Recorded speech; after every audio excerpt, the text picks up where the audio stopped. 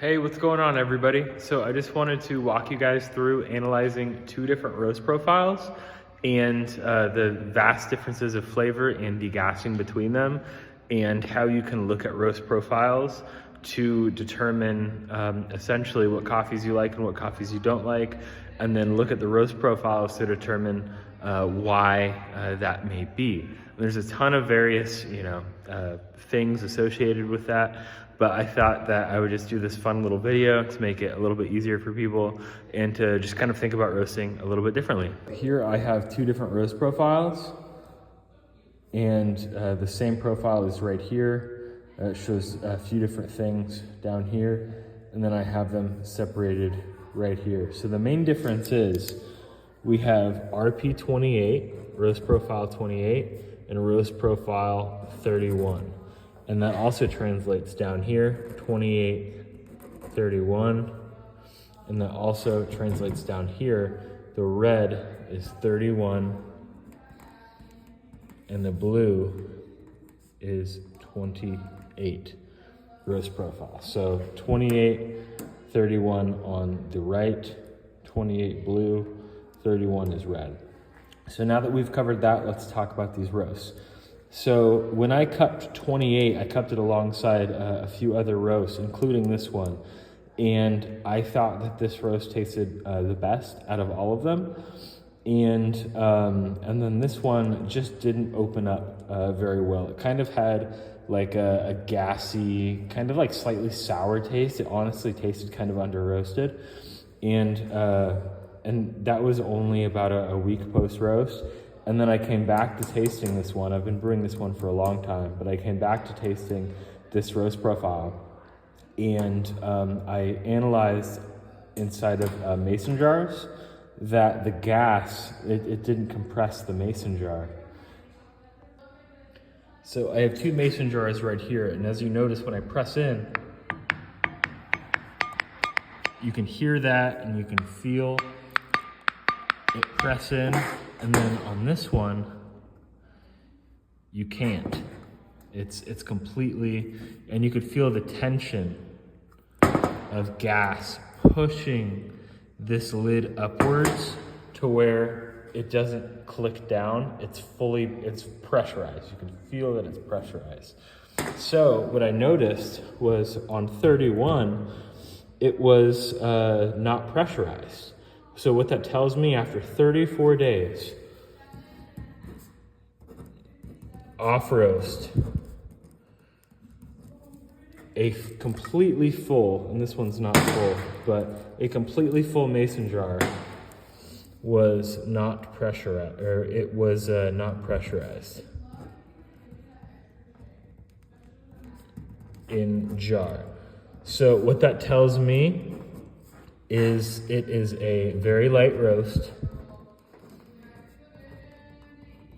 and it has little degassing.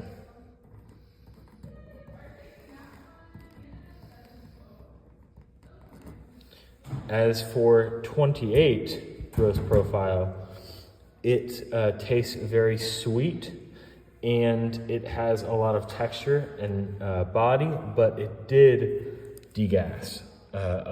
It did pressurize the mason jar with the same amount of coffee stored in the jar, and in multiple jars, might I add.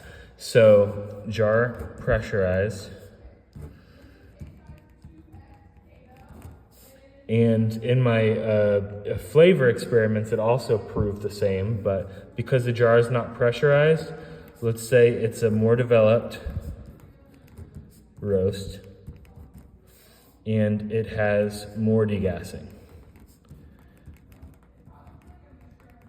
So now that this is out of the way, let's break everything down as to why these two very similar looking profiles might taste and degas pretty differently. They both taste fantastic, might I add. This one will take more time to start tasting good. This one tastes good right away. And if both of them are kept away from oxygen over a long period of time, they'll still taste absolutely fantastic. This one is a little bit sweeter.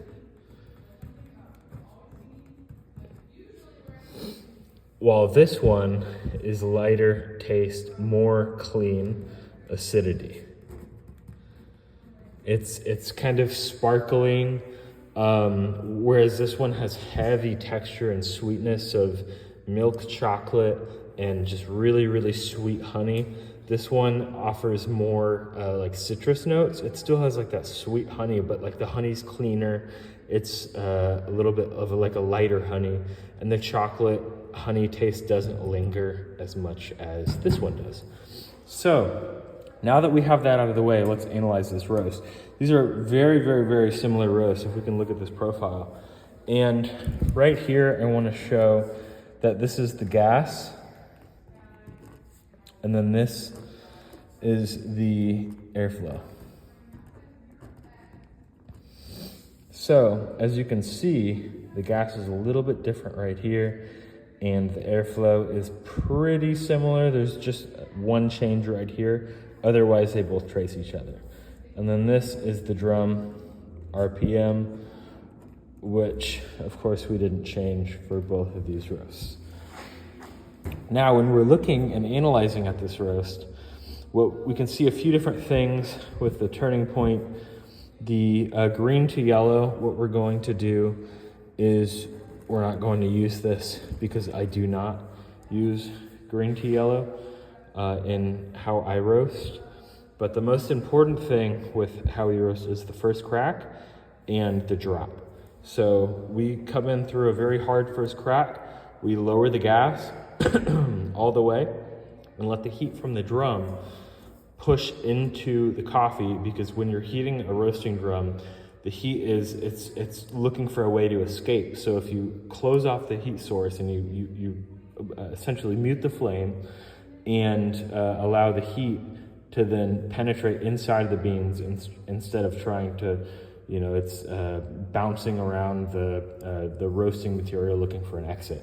So that's a good way of developing the coffee without also scorching the beans and putting too much high heat into a very, very, very fragile state of roasting, which is the first crack. So the first crack time is 8:15 and 8:16. So what this tells us is now we can start to look at the drop, 9:01 and 9:05. So this is actually very similar. So with this coffee, we have 4 seconds in the RP 28, and then we also have 1 second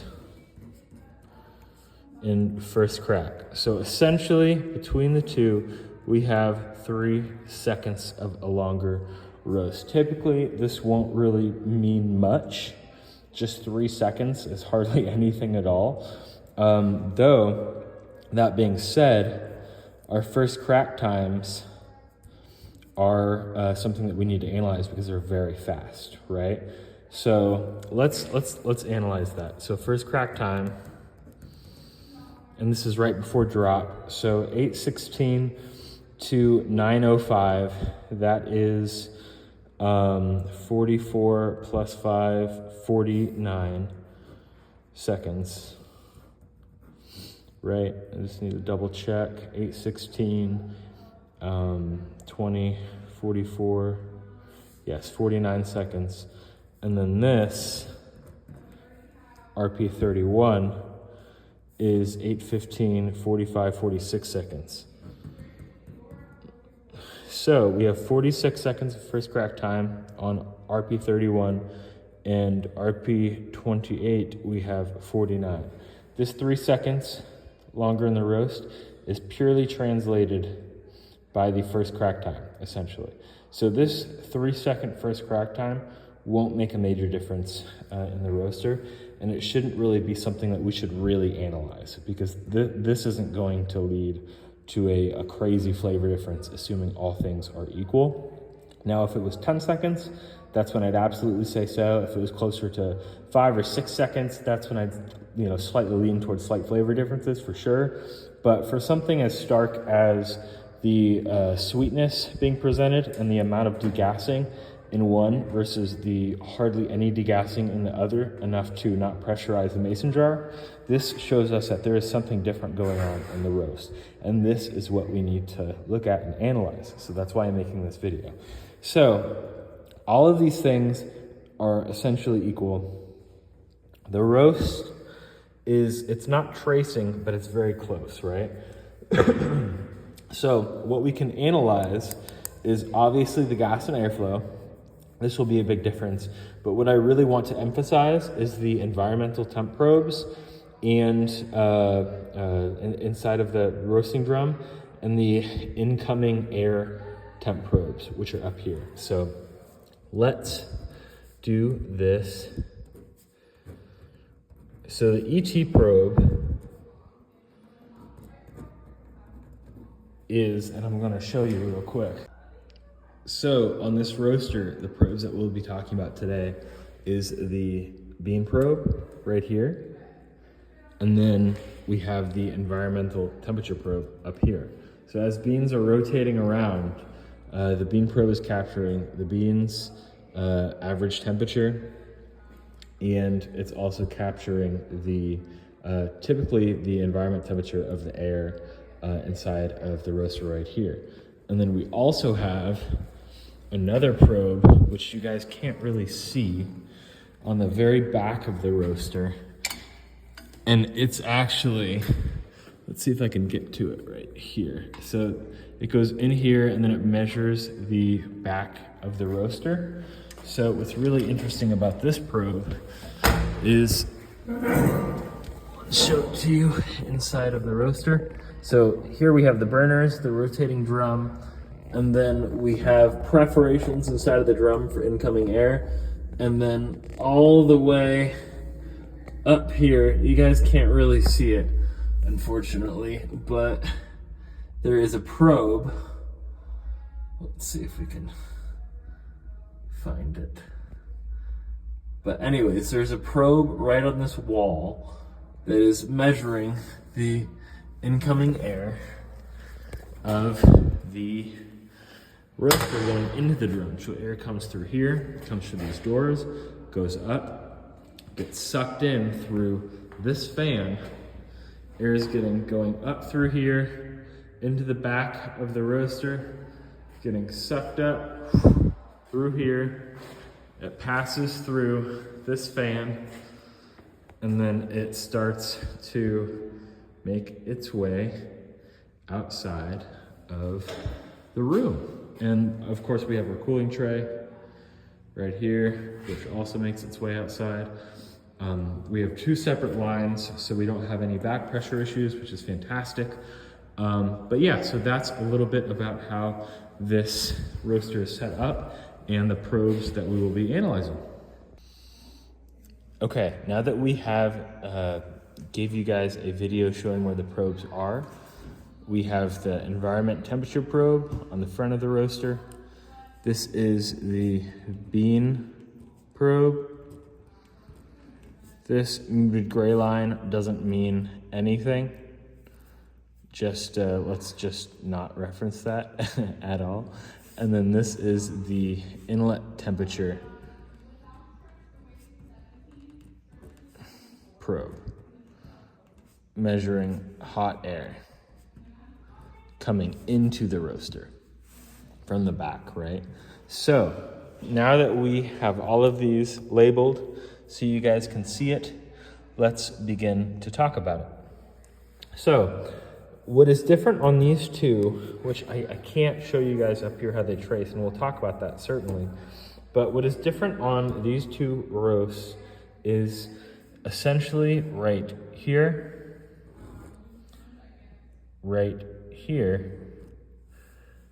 but really importantly,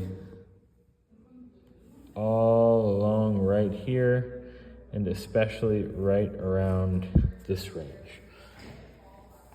So what we have here is a slightly higher increased overall temperature of the coffee beans throughout the entire roast, where the red is just slightly overlapping the blue. That can be a little bit of a flavor change, but I really want to analyze more of this because this doesn't tell us the full story, right? But what does tell us the full story is the environmental temperature probe.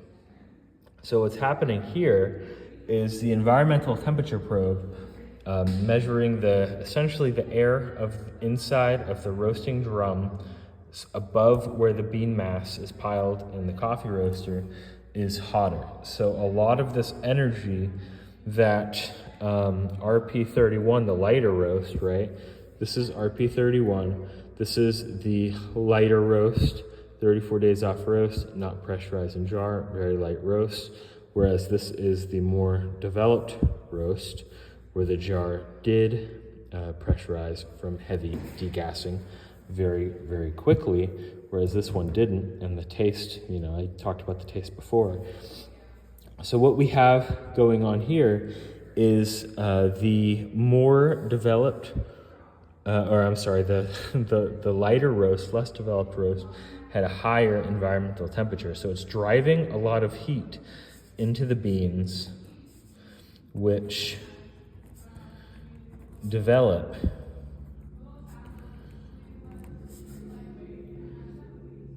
better than the RP28, the more developed roast. So at this stage right here, what we have is a even, and this is actually really interesting on something that I want to show you, but when I look at our environmental temp ROR, which isn't included here, we have an evenly declining ROR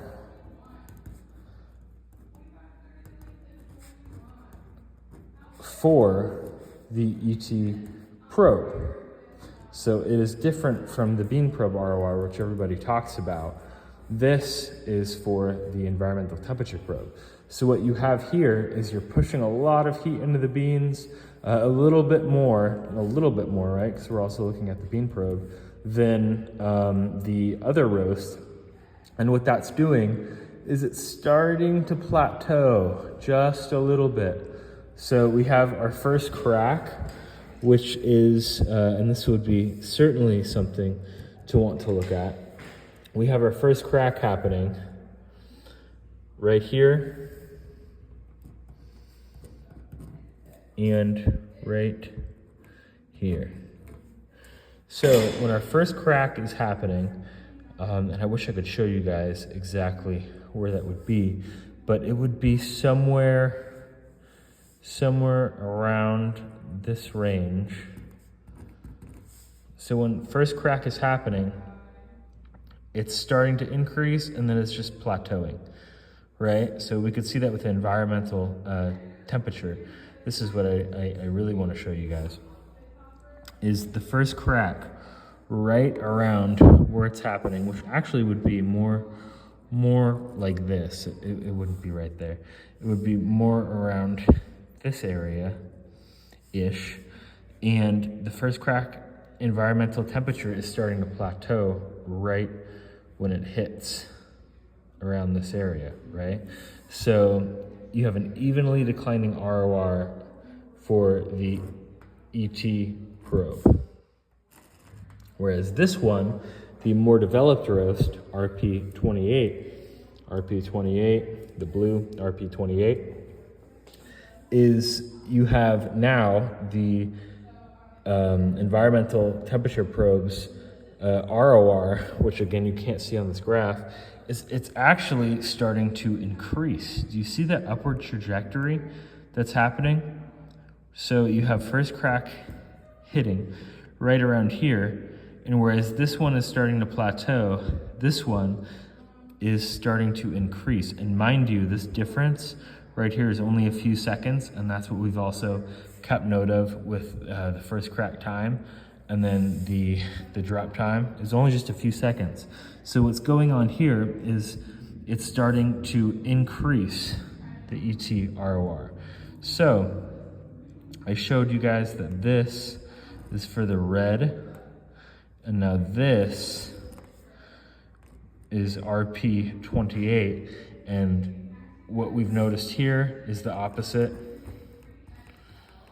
ROR on ET probe. It is increasing versus decreasing on the red. The blue is increasing. So that's a big thing to take note of. A few seconds difference for something that we really can't even see very well in the bean probe. The environment temperature probe is telling us a whole lot that is happening right here and how heat is being pushed into the beans evenly, as the case is the red, or it is being aggressively pushed into the beans, and now the temperature is increasing inside the drum because the beans might not be absorbing that temperature anymore, or we have too high of a temperature around this area of the blue. So now what we can do is come back and say, yes, right here, the blue, the environmental temperature, we have more gas for a few seconds, right? So, I mean, this is honestly kind of quite a bit of seconds, and I calculated this beforehand, but let's call it for around 15 seconds. So what we do here is when first crack happens, and we hear it pop, and then once we get a rolling first crack and we start hearing beans pop, and it is pretty hard to hear beans pop in this roaster, so you kind of have to put your ear close to the back of it or down where the air is coming from, but you can still hear it. Then once we hear a rolling first crack, we'll drop the heat. So this is burner off. The flame below, I showed you guys the flame below the roaster, all of those burners. We go from high down to off. And this, if you guys are curious, we're really using about 3.5, 3.6 kPa as our max gas. So what that means is this is essentially our max gas that we have on our roaster. And then the real change is turning the burners off come first crack. We have a dual walled roasting machine, roasting drum. So it's holding in a lot of heat. The coffee roaster itself, the faceplate is also said to be heavier than a Probat. This whole roaster is a thermal battery, a giant thermal battery. So we can lower all this heat, but the heat will still be heating the beans internally. So we've built up a lot of this thermal energy throughout the whole roast. We're just storing heat, right? Because the roaster is constantly absorbing, and then we'll usually dip down. Sometimes we'll dip down right around here and then come back and then give it a boost of heat. Sometimes we'll constantly dip down. It depends on a lot of how the profile is doing. But on this coffee, it took so much energy to get this profile in the time that we wanted it to. We had to give it a ton of heat. So we dipped down a little bit. This helped us store some thermal energy from the previous stage. And when you lower heat, sometimes it can trap heat more efficiently inside of the roaster, so it's also a good way of heating beans. But then we drop heat right when we hear first crack. So the really interesting to note here is we have about 15 more seconds or so of gas, whereas when we look at our first crack temperature, the blue started at 8:16 at 6, or at 363, and 8:15 at 368. So honestly, first crack is a judgment call. It's usually around 366. Sometimes we'll call it earlier. So this happened at a colder first crack temp. This happened at a hotter first crack temp. So when we go to drop heat on the RP28, we could have honestly waited a little bit longer to drop heat once it hit around 365, right? But it didn't. We had to drop heat at 363. We had to drop heat cooler, but we still dropped it a little bit later in the roast. And then that goes to show because we had a colder bean probe temperature throughout, so we had to wait a little bit longer to do that. But that still goes to show that the environmental temperature right up here it started to increase and increase more, whereas the red plateaued because we dropped gas off a little bit earlier.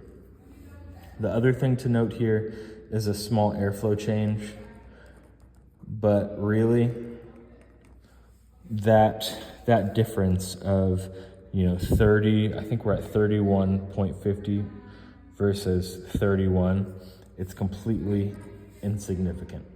It really doesn't matter all too much. This very, very, very tiny change in airflow of just like a half a hertz, maybe 1 whole hertz, it shouldn't matter that much in terms of overall flavor changes.